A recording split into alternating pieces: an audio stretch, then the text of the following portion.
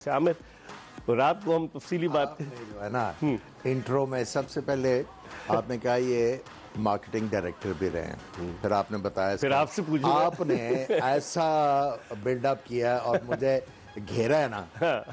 अब मुझे भी तैयारी करके अच्छी बात है ना, मैं इसलिए कहा रात को ताकि टाइम अभी हो। लेकिन अभी हम फिलहाल अफगानिस्तान ऑस्ट्रेलिया के मैच की बात करते हैं कि आप समझते हैं Afghanistan can give them a tough time depending on the pitch. देखिए वानखेड़े स्टेडियम में हाई स्कोरिंग मैचेस हुए जी, और बैट्समैनों ने आके अपने आप को एक्सप्रेस किया। इंग्लैंड के खिलाफ साउथ अफ्रीका ने 399 रन बनाए। आज देखना यह है कि आज पिच किस तरह की तैयार होती है। अगर तो पिच में कुछ हुआ तो अफगानिस्तान डेफिनेटली फाइट तो देगा ऑस्ट्रेलिया की टीम को, और एक अच्छे मैच की तवक्को की जा सकती है, लेकिन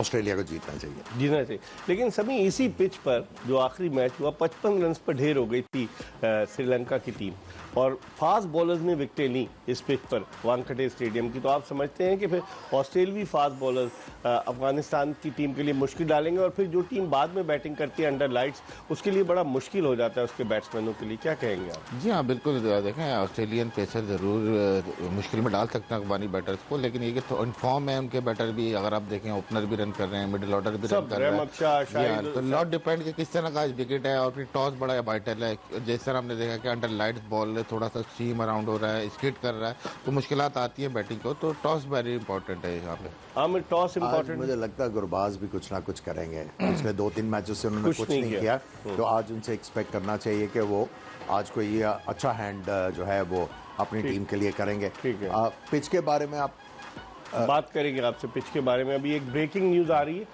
ब्रेक के बाद एक मरतबा फिर खुशामदीद। हम बात कर रहे थे अफगानिस्तान और ऑस्ट्रेलिया के मैच के हवाले से, और आमिर सोहेल हमारे साथ मौजूद हैं। वो कह रहे थे कि पिच जो है वो देखना पड़ेगा कि पिच कैसी होती है। समी, आप समझते हैं कि यहाँ की पिच जो है स्पिनर्स के लिए हेल्पफुल होगी? क्योंकि गुज़िश्ता मैचेस में हमने देखा फास्ट बॉलर्स ने यहाँ ज़्यादा अच्छी कारकर्दगी की। जी हाँ, बिल्कुल। पिछले मैच में अगर देखें फास्ट बॉलर को ज़रा सपोर्ट की विकेट ने, लेकिन ये कि अफगानिस्तान स्पिनर जो है थ्रेट तो है, जिसे मर्जी विकेट हो, अगर 3 खेलते हैं या 4 खेलते हैं तो अपोजिशन के लिए थ्रेट हैं।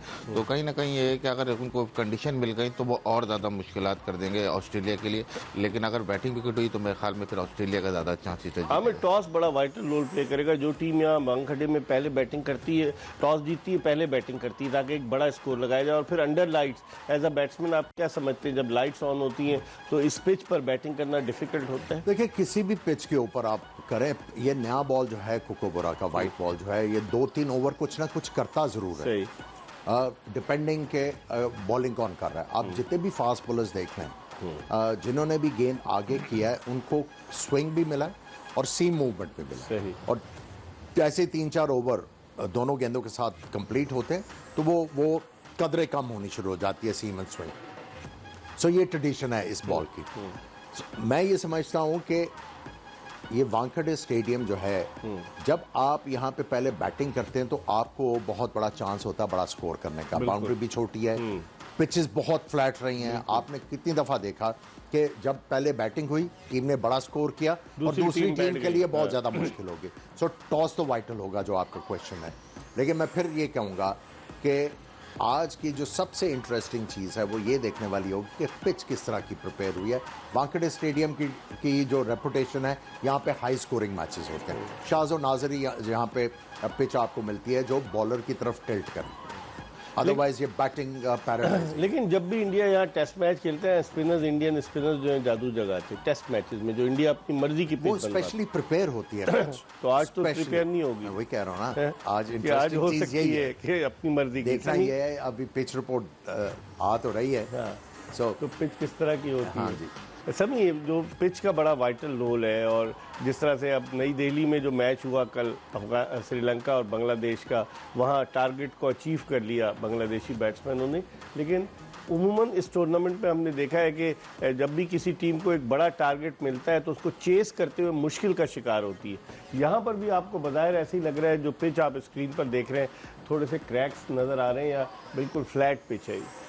जी हाँ, बिल्कुल देखें होता ये है कि वैसे उमूमन बहुत ही यहाँ पे बैटिंग विकेट होता है तो टीम जो भी पहले बैटिंग करती है वो लंबा टोटल दे देती है, लेकिन जैसे ही अंडर लाइट्स होती है, अंडर लाइट जब बॉलिंग शुरू करते हैं तो हल्का सा सीम होता है, स्किड करता है थोड़ा सा, तो बैट्समैन वही होते हैं कि लंबा टारगेट सोचा होता है जहन में, तो शुरू से अटैक करने जा रहे हैं, उस चक्कर में पूरी इनकी कोलैप्स हो जाती है बैटिंग। तो मेरे ख्याल में यहाँ पे थोड़ा सा जब अंडर लाइट चेजिंग है तो थोड़ा सा पहले स्टेबल होना पड़ेगा, उसके बाद फिर आप ये कि बॉलर के अगर यहाँ पर अब तक जो मैचेस हैं उनको देखेंगे 40 विकेटें सीम बॉलर्स ने ली हैं और 7 विकेटें सिर्फ स्पिनर्स ने ली हैं, तो it means it will be difficult for Afghani spinners. जो इंडिकेटिव है ना उस चीज़ का जो हम बात कर रहे हैं कि यहाँ पे हाई स्कोरिंग मैचेस होते हैं और पहले बैटिंग करना यहाँ पे बड़ा साजगार है, क्योंकि यहाँ पे देखिए जब आप मुंबई की बात करते हैं हवा चलती रहती है, ठीक है, और ये ग्राउंड समंदर के नजदीक भी है। एग्जैक्टली और रात को जो है हवा जरा थोड़ा सा तेज होना शुरू होती है। अच्छा।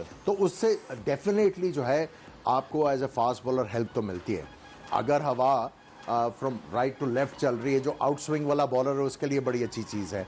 वहीं से अगर दूसरी तरफ से कोई बॉल करे अंदर लेके आना बड़ा आसान हो जाता है। सो एडवांटेज तो आपको रात को मिलता है अंडर लाइट से। लेकिन इस स्टेडियम की कंस्ट्रक्शन देखें ना, बीच में गैप्स हैं कि हवा वहाँ से इजीली पास हो सकती है। आमतौर पर जो स्टेडियम में देखें कि फुल्ली कवर्ड, जैसे बेंगलोर का कवर्ड है, कैलकाटा का खुला हुआ है, यहाँ जो है दिल्ली का जो है वो तकरीबन कवर्ड है, तो यहाँ ये भी एडवांटेज है ना कि बिल्कुल खुला हुआ है। एग्जैक्टली। और आपने जो हाईलाइट की है समंदर के पास है। हाँ। सो रात को हवा तो डेफिनेटली पिकअप करती है, जिस तरह कराची में रात को हवा चलती है तो डेफिनेटली एडवांटेज तो बॉलर को आता है, तो इसलिए टॉस जो है वो बड़ा इंपॉर्टेंट हो जाता है। समी, एज अ बॉलर आप क्या समझते हैं कि अगर ग्राउंड जो है फुल्ली कवर्ड नहीं, जैसे दुबई का स्टेडियम है फुल्ली कवर्ड है, या नेशनल स्टेडियम कराची है चले कवर्ड है, यहाँ पर बीच बीच में पैचेज हैं स्टैंड्स के दरमियान, तो वो हवा इजीली अगर पास होती है तो उस सूरत में बॉलर्स को थोड़ा बहुत एडवांटेज मिलता है, पेसर्स को।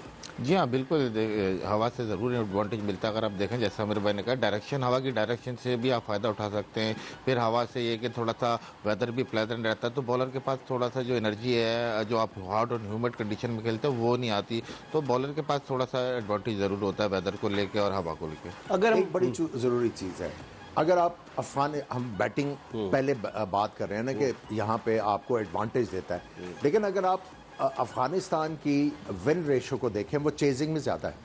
एक मैच वो इंग्लैंड के खिलाफ पहले बैटिंग करके जीते हैं, अदरवाइज उन्होंने चेज करके जो है वो बेहतर टीम आपको नज़र आई।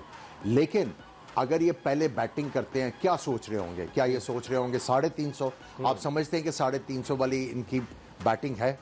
तो मेरा ख्याल अगर ये पहले बैटिंग करेंगे तो इनके पास एक कॉन्क्रीट प्लान होना चाहिए कि हमने कहां पे पहुंच के इनको रिस्ट्रिक्ट कर सकते हैं इस पिच के ऊपर। लेकिन आमिर देखें, इसमें जो अफगानिस्तान 3 मैच जीता है वो चेस करते हुए जीता है 8 विकेटों से। इंग्लैंड के खिलाफ जो मैच, ये 4 मैच जीते हैं ना, एक मैच 3 चेस करते हुए जीता अफगानिस्तान और एक पहले batting. Exactly. So they are better off chasing. लेकिन यहाँ पे चेजिंग आसान होगी? ये जो सवाल, क्योंकि यहाँ पे अगर आप पहले बैटिंग करवा देते हैं और अगर आपके खिलाफ 350 ही कर देता ऑस्ट्रेलिया, फिर तो आपके लिए बहुत मुश्किल होगा।